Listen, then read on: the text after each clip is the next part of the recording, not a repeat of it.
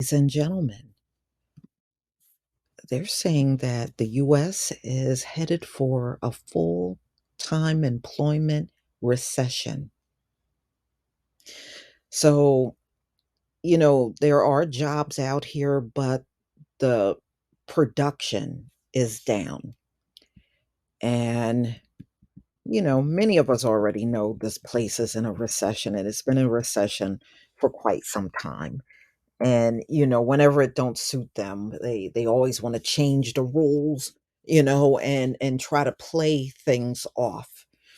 Now, ladies and gentlemen, they recently came out with the job report this past week, and some people want to believe that they're doing okay as far as jobs are concerned, but it's not quite that easy. Okay. In May, employers added 339,000 jobs, bringing the total of jobs added this year to nearly 1.6 million, a gain of 2.5%. But the real gross domestic income, y'all know, remember, if you have two consecutive quarters, that are negative, then that is an indicator that it's a recession. But because there's an election year coming up in 2024, they won't admit that. And this has happened a couple of times. Oh, no, no, no, that's not well, no. Oh, so now the rules have changed because it just doesn't suit the politicians. But that was the case before in the past, many times in the past, because economically, these folks can't seem to keep themselves out of recessions. Despite all the high IQs that are up in here, this place has landed in recessions and economic downturns multiple times. But y'all keep in mind, the anniversary of Black Wall Street. Black Wall Street never saw an economic downturn. It was prosperity for 15 straight years in a row. And do you know, to this very day, they have never, ever come close to matching it? Not once. And it doesn't matter which group, none of them have even matched it. So let's get on with this show. So the economy has gone through periods where output has expanded faster, employment, but seldom the other way around. So that explains the dissident signals. Is productivity or output per hour worked? So it's cratering, according to The Economist. That raises questions about whether a much hype technology adoption during the pandemic and more recently artificial intelligence are making a difference. It also raises the risk that the Federal Reserve will have to raise interest rates more to tame inflation. They have raised the interest rates multiple times. I mean, do anybody feel better about that? Does it mean more banks are going to collapse? Because that's what they blamed it on. They said it really was the Federal Reserve's fault for constantly raising the interest rates. Labor productivity fell 2.1% in the first quarter from the fourth quarter at an annual rate, but was down 0.8% in the first quarter of the year earlier. The Department of Labor Department said Thursday, and that the fifth straight quarter of negative year over year productivity growth, the longest such run since it began in 1948.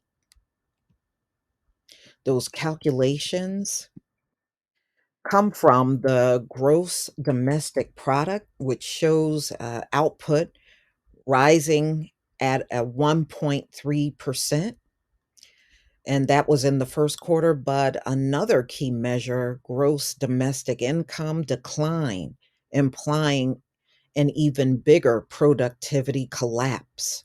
The GDI, measuring incomes earned in wages and profits, while the GDP tallies up purchases of goods and services produced. In theory, the two should be equal since someone's spending is another's income.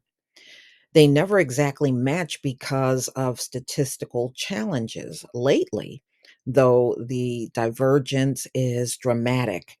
Over the past 2 quarters, real GDP shows the economy expanding by 1.0%, not far off potential growth, whereas GDI shows it has been contracting, and it did by 1.4%, which amounts to a decent size recession, which they absolutely won't call it a recession, although we are technically in one. You know, see, this is why politics will never be good in America, because whenever things are wrong, they rather sit there and withhold that information from the public than tell you the truth. All right.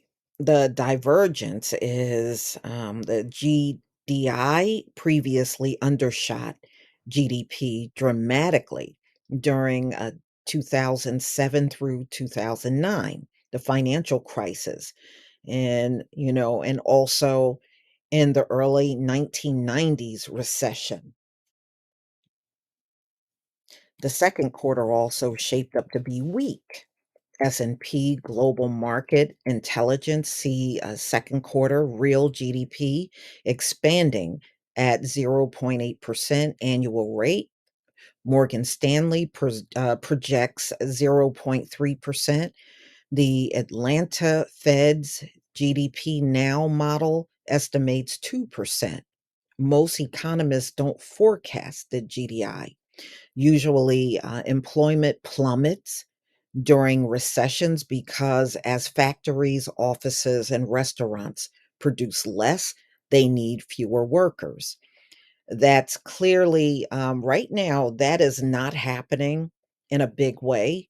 But if you look at the early 2000s, that's what was called a jobless recovery because employment took a long time to come back, even though the economy was growing. This time around, it could be the opposite. The economy could be contracting, but you're not seeing job losses. One reason could be labor hoarding.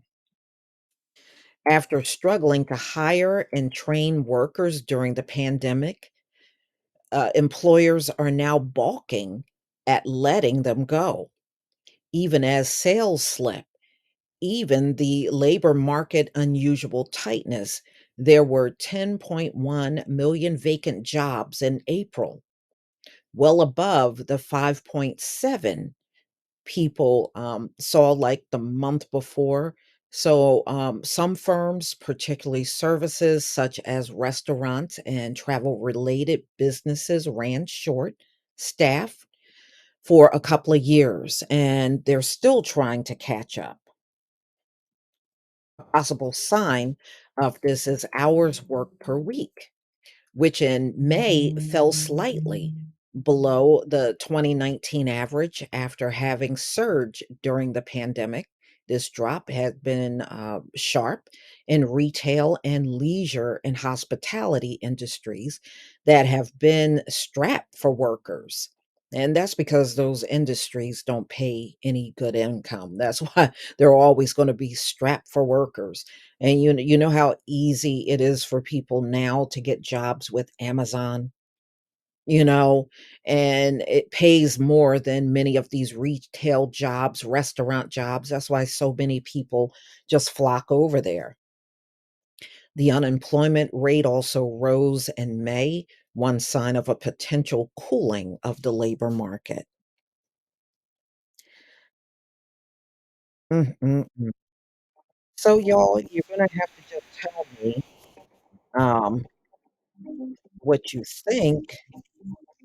about what's going on in the country. You know, there are many that insist there's no let me turn that off. There are many that insist that it's not a recession, but, those are mainly coming from politicians. You should expect that being that it's an election year coming, that nobody wants to be blamed for recession. They know what's going on out here. They won't call it a recession. But who the hell needs them to call it a recession for real? When we see what's happening out here, that's all that counts to me. Screw the politicians. But y'all, please tell me what you think.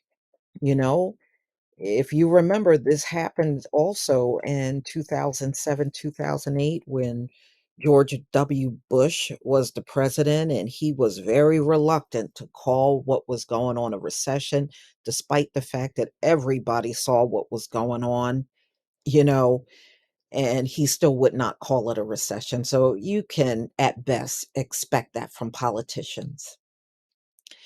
Please leave your comment and subscribe. Don't forget to hit on the notification bell, and I'll see you on the next video. Peace, family.